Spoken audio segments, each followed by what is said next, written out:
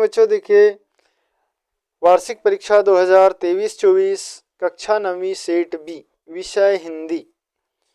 तो यहाँ पर फ्रेंड्स सेट ए का लिंक आपको डिस्क्रिप्शन मिल जाएगा, वहाँ से आप देख सकते हैं। सेट बी का भी अध्ययन कर लीजिए ताकि आपकी वार्षिक परीक्षा में आप ज़्यादा से ज़्यादा अंक अर्जित कर सके। 75 अंक का क्वेश्चन पेपर रहेगा और समय 3 घंटा, सभी प्रश्न आपको हल करना अनिवार्य है। तो पहला क्वेश्चन देख लीजिए, क्या लिखा हुआ है कि सही विकल्प का चयन करके लिखिए।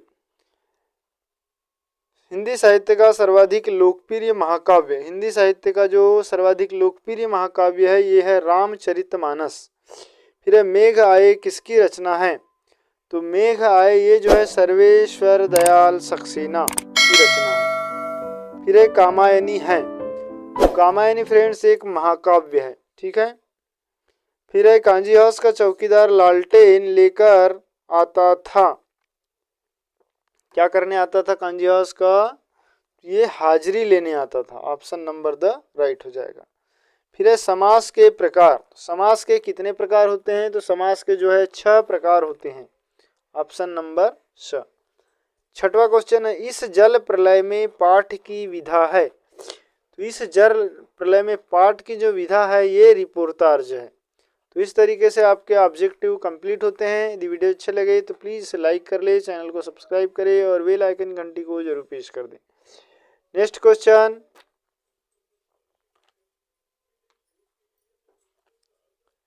रिक्त स्थान की पूर्ति लिखिए।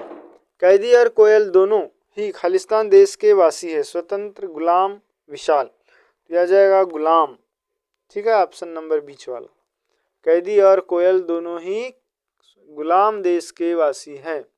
फिर छंद के अंतिम वर्णों की आवृत्ति खालिस्तान कहलाती है, तो अंतिम वर्ण की आवृत्ति जो है तुक कहलाती है, ठीक है। इसके बाद है करुण रस का स्थायी भाव खालिस्तान होता है, तो करुण रस का स्थायी भाव होता है शोक। इसके बाद लेखिका महादेवी के बाबा फारसी और खालिस्तान भाषा के जानकार थे, तो ये फारसी और उर्दू भाषा के जानकार थे।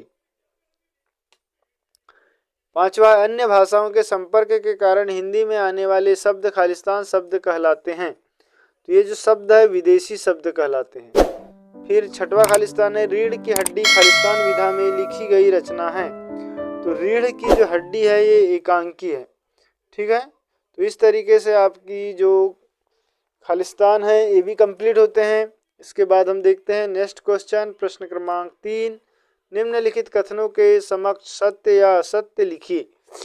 सुमित्रानंदन पंत प्रकृति प्रेमी कवि थे, तो ये बिल्कुल सत्य है। फिर है खंड काव्य की कथा वस्तु विस्तृत होती है, ये असत्य है। फिर है डांडे तिब्बत की सबसे खतरे की जगह है, तो ये भी राइट है, जो डांडे है तिब्बत की सबसे खतरनाक जगह है। फिर नाटक गद्य की गौण विधा है, तो नाटक गद्य की गौण विधा है, ये असत्य है। इसके बाद मोटाई शब्द में ई उपसर्ग है, तो ये भी असत्य है। ई जो है प्रत्यय है, आई प्रत्यय लगा है।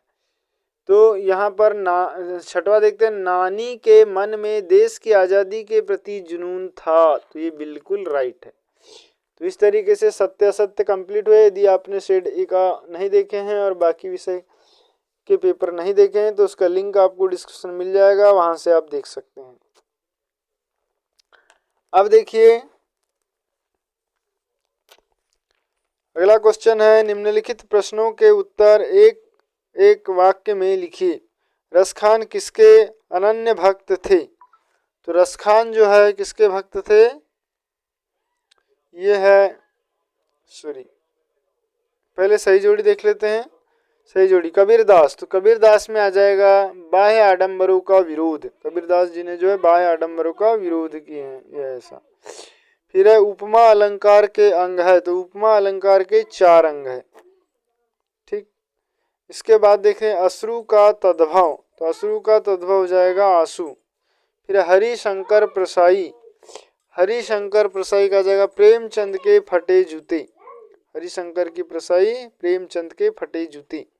फिर नैतिक का विलोम, तो नैतिक का विलोम हो जाएगा अनैतिक। इसके बाद विभीषिका। तो विभीषिका का मतलब होता है भयंकरता। ठीक है, ऑप्शन नंबर ग। तो इस तरीके से आपकी सही जोड़ी कंप्लीट हुई। अब देखते हैं प्रश्न क्रमांक 5, एक वाक्य में उत्तर दीजिए।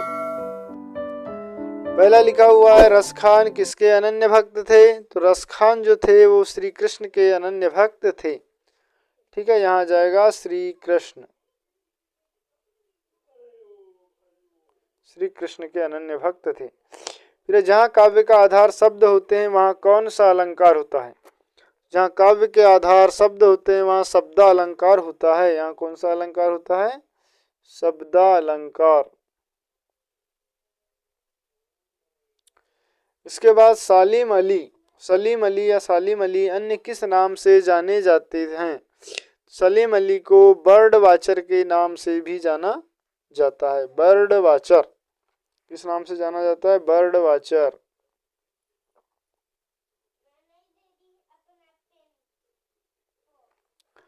इसके बाद किसी कार्य को करने या होने का बोध कराने वाले शब्द क्या कहलाते हैं? तो किसी कार्य को करने या होने वाले शब्द का बोध कराने वाले शब्द को क्रिया कहते हैं। क्या कहते हैं? क्रिया। इसके बाद पांचवा है जल प्रलय में पाठ में सन 1967 की बाढ़ में किस नदी का पानी राजेंद्र नगर में घुस गया था? तो जो 1967 में बाढ़ आई थी इसमें पुनपुन नदी का बाढ़ राजेंद्र नगर में घुस गया था। कौन सी नदी? पुनपुन नदी।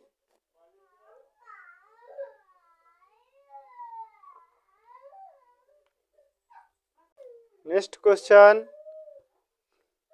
क्या लिखा हुआ है कि मेरे संग के अवरते पाठ में लेखिका कितने भाई बहन थे? तो लेखिका के जो है 5 भाई बहन थे। ठीक है फ्रेंड, तो इस तरीके से ये भी कंप्लीट हुआ। इसके बाद जो सवाल देख लीजिए किस टाइप के सवाल है, जैसे भक्ति काल को स्वर्ण युग क्यों कहा जाता है, छायावाद की 2 प्रमुख विशेषताएं, सर्वेश्वर दल सक्सेना या सुमित्रानंदन पंत के भाव सौंदर्य की विशेषता। तो ये सभी सवाल को आप देख ले, वीडियो को पॉज कर ले, थोड़ा रोक दें और ये सभी सवाल को उतार ले या इसका स्क्रीनशॉट ले ले सभी प्रश्नों के, और इन सभी सवालों को आप अच्छे से तैयार कर ले ताकि आप वार्षिक परीक्षा में ज़्यादा से ज़्यादा अंक अर्जित कर सकते हैं।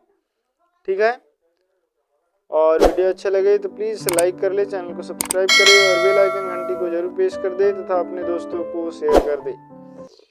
Thanks for watching.